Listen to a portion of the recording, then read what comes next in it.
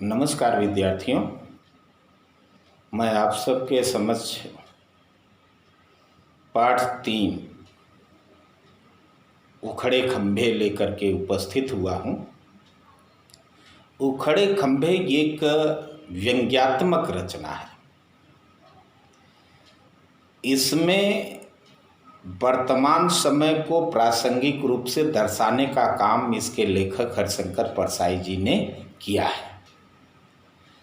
तो सबसे पहले हम हरिशंकर परसाई जी के बारे में थोड़ा सा आपके सामने उनका जीवन परिचय रखना चाहता हूँ। इसके बाद जो है मैं उखड़े खंभे के बारे में थोड़ा बताते हुए पाठ का पुनरावर्तन रिवीजन करूँगा। तो हरिशंकर परसाई जी का जन्म 22 अगस्त 1924 को मध्य प्रदेश के होशंगाबाद जिले के जमानी नामक गांव में हुआ था। कहाँ हुआ था? मध्य प्रदेश का होशंगाबाद जिला, और गांव का नाम था जमानी गांव।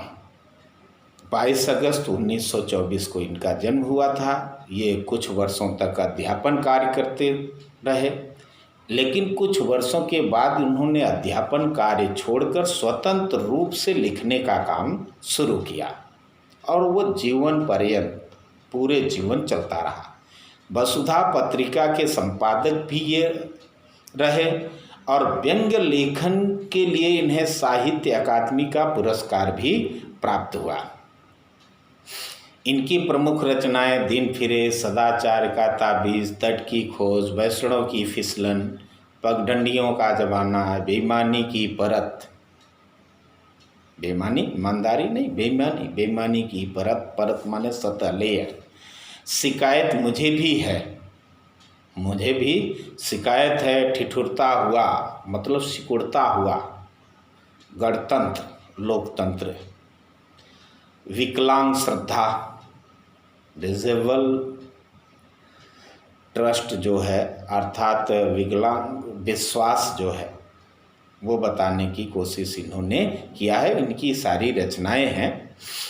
तो आइए हम देखते हैं कि इनमें जो है उखड़े खंभे है क्या। आप ये जानते हैं कि किसी भी शासन व्यवस्था का सबसे बड़ा जो नासूर होता है, सबसे बड़ा जो दुश्मन होता है शासन व्यवस्था को चरमराने का, चरमरा देने की, सारी व्यवस्था को अस्त व्यस्त करने की, वो होता है भ्रष्टाचार, करप्शन। यह अकेला ही पूरे विकास का विनाश कर सकता है, सारी प्रगति को रोक सकता है।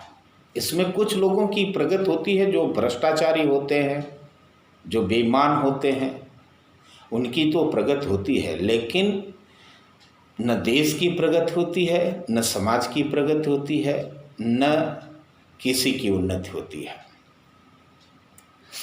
औरों के बारे में उतने दावे के साथ तो नहीं कहा जा सकता दूसरे देशों के बारे में, लेकिन मैं एक बात बता दूं कि मेरे जो है देश में भ्रष्टाचार एकदम चरम सीमा पर है।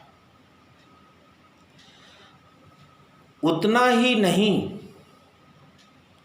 इतना ही नहीं, चारों तरफ इसकी आबो हवा बहती हुई दिखाई देती है, जो हमारे देश को एक सर्वनाश की तरफ अग्रसर करती हुई ले जा रही है।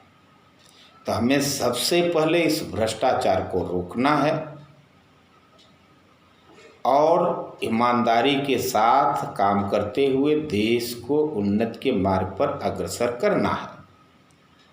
जब तक हम ये नहीं कर सकते तब तक हमारा देश आगे बढ़ नहीं सकता। हम देखते हैं, जब व्यवस्था को देखते हैं तो हर जगह भ्रष्टाचार ही भ्रष्टाचार हमें दिखाई देता है। इस नाटक में ही मुनाफाखोरों पर किया गया एक करारा व्यंग है यह नाटक, और इसमें एक राजा है जो मुनाफाखोरों को बिजली के खंभे में से बांध करके उनको सजा देना चाहता है, लेकिन शाम तक बिजली के खंभे वैसे ही खड़े रहते हैं, लेकिन सुबह होते ही मुनाफाखोरों का कुछ नहीं बिगड़ता और सारे के सारे मुनाफाखोर खंभों पर जो लटकाए जाने वाले थे वे सारे के सारे खंभे खाली रहते हैं और सारे खंभे भी उखाड़ दिए जाते हैं। इस पाठ में यही पढ़ना चाहेंगे। तो पात्र परिचय मैं आपके सामने रखूं। राजा हैं, नागरिक 1 2 3 4 5 हैं, मजदूर है, ओवरसियर हैं, इंजीनियर हैं, बिजली इंजीनियर है, सचिव हैं, विशेषज्ञ भी एक है और सूत्रधार। अर्थात सूत्रधार का मतलब होता है केवल उसका स्वर सुनाई देता है, वो सामने उपस्थित होता नहीं है। तो आगे हम पढ़ते जाते हैं, एक एक दृश्य आपको समझाने की कोशिश करते हैं। राजा मंच पर विराजमान है, कई नागरिक और दरबारी उसके राजसभा में उपस्थित हैं। सूत्रधार तभी अपनी बात को वहाँ पर रखता है कि एक दिन राजा खींच करके यह घोषणा करता है कि जो भी मुनाफाखोर है हमारे राज्य में, सारे के सारे मुनाफाखोरों को खंभे से लटका दिया जाए। सुबह होते ही लोग बिजली के खंभों के पास जमा हो जाते हैं। उन्होंने खंभे की पूजा भी किया, आरती भी किया और उसको तिलक भी लगाया। शाम तक इंतज़ार किया कि आज इन खंभों पर जो है सारे मुनाफाखोर जो भ्रष्टाचारी लोग हैं वो लटकाए जाएंगे, पर कोई उन खंभों पर टांगा नहीं गया। चारों नागरिक जो वहाँ उपस्थित होते हैं सभा में, वो राजा से प्रश्न करते हैं कि महाराज, आखिर मुनाफाखोरों को खंभे से लटकाया कब जाएगा? कब खंभे तो अभी वैसे ही खड़े हैं और मुनाफाखोर चारों तरफ स्वस्थ और आनंद के साथ खुशी खुशी चारों तरफ घूम रहे हैं। कहा तो ये भी गया, राजा ने कहा है तो उन्हें खंभों से टांगा ही जाएगा। अभी आप लोग ऐसा कैसे कर रहे हैं कि नहीं टांगा जाएगा? थोड़ा समय लगेगा टांगने के लिए। फंदे अभी तैयार करने के लिए जो है हमने आर्डर दे दिया है, फंदे तैयार होंगे, उसके बाद सारे के सारे मुनाफाखोर उन फंदों से लटका दिए जाएंगे इन बिजली के खंभों पर। पहला नागरिक कहता है, पर फंदे बनाने का जिसको आपने ठेका दिया है वो भी तो एक मुनाफाखोर है। तो राजा कहते हैं तो क्या हुआ, उसे उसके ही फंदे पर टांग दिया जाएगा। जो वो फंदा बनाएगा उसी फंदे में उसको भी टांग दिया जाएगा, वो भी खत्म हो जाएगा। नागरिक दूसरा कहता है, पर वह तो कह रहा था कि फांसी पर लटकाने का ठेका भी हमने ले लिया है, सबको फांसी पर हम ही लटकाएंगे। राजा ने कहा, नहीं, ऐसा नहीं होगा। फांसी देना कभी निजी क्षेत्र का उद्योग नहीं होता, प्राइवेट सेक्टर का काम नहीं होता, वो तो सरकार ही करती है। चारों नागरिक कहते हैं, तो कितने दिन बाद वे लटकाए जाएंगे राजा साहब? तो राजा ने उत्तर दिया कि ठीक आज के 16वें दिन वे सारे के सारे मुनाफाखोर खंभों पर लटके हुए आपको दिखाई देंगे। पहला दृश्य ये रहा। दूसरा दृश्य ये है कि पर खंभे पर जो है खंभे, मंच पर कई खंभे बिछे हुए हैं। एक मजदूर उन्हें इधर उधर रखता है हुआ दिखाई देता है। कुछ लोग उसे हैरानी से देखते हैं, कहते हैं, पूछते हैं। सूत्रधार फिर कहता है कि 16वें दिन सुबह उठकर लोगों ने देखा कि बिजली के सारे खंभे उखड़े हुए दिखाई दे रहे हैं। वे हैरान हैं कि रात को आंधी आई, न भूकंप आया, न और फिर ये खंभे कैसे उखड़ गए। उन्हें ये खंभे के पास एक मजदूर खड़ा हुआ दिखाई देता है। जब उससे वो पूछते हैं कि भाई रात को ये सारे के सारे खंभे किसने उखड़वा दिए, लोग उसे पकड़कर राजा के पास वो कहा कि रात भर में ये सारे खंभे उखड़वा दिए गए। उसने बताया तो उसे पकड़ करके लोग राजा के पास उसको लेकर के जाते हैं। राजा के पास जब लेके जाते हैं तो तीसरा दृश्य यहाँ से दिखाई देता है। तीसरा दृश्य होता है, राजा अपने सिंहासन पर विराजमान है और कई नागरिक जो है उस मजदूर को पकड़ करके राजा के सामने लेकर के उपस्थित होते हैं।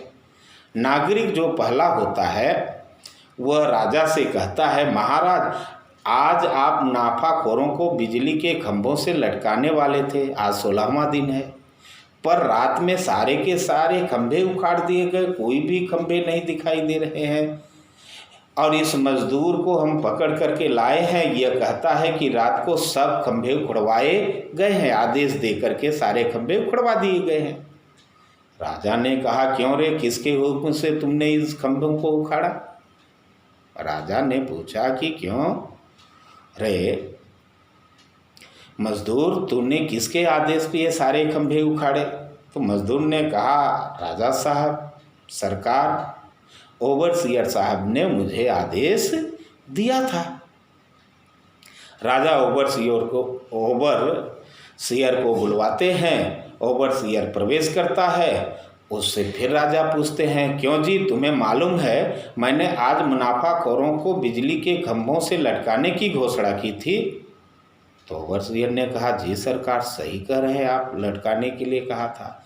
तो उन्होंने पूछा, तो फिर तुमने रातों रात सारे खंभे क्यों उखड़वा दिए, क्यों उखड़वा दिए?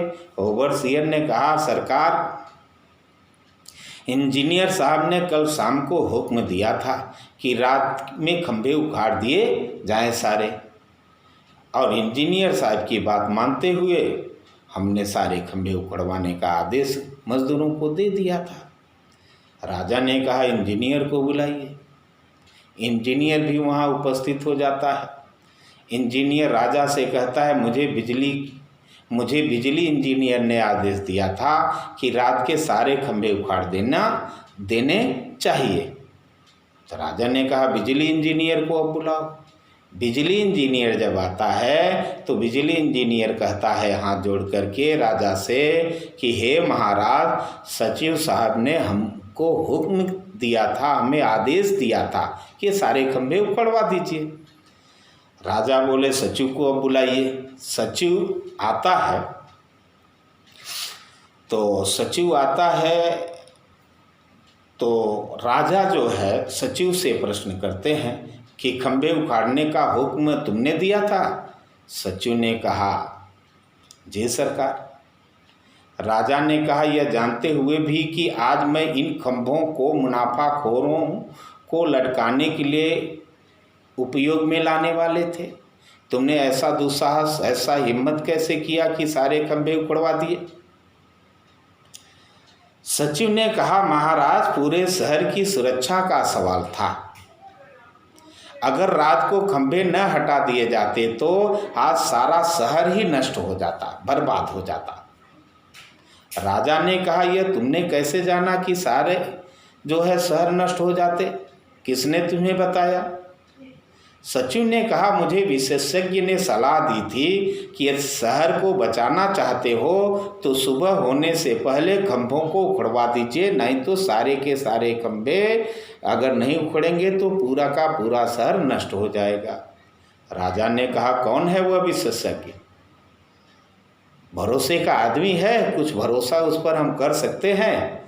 सचिव ने कहा, बिल्कुल भरोसे का आदमी है सरकार, घर का ही आदमी है, मेरा साला है, उसे हुजूर के सामने हम पेश करते हैं। इसके बाद की घटना जो है होती है उसको हम भाग 2 में आपको पढ़ाने की कोशिश करेंगे, उसे समझने की कोशिश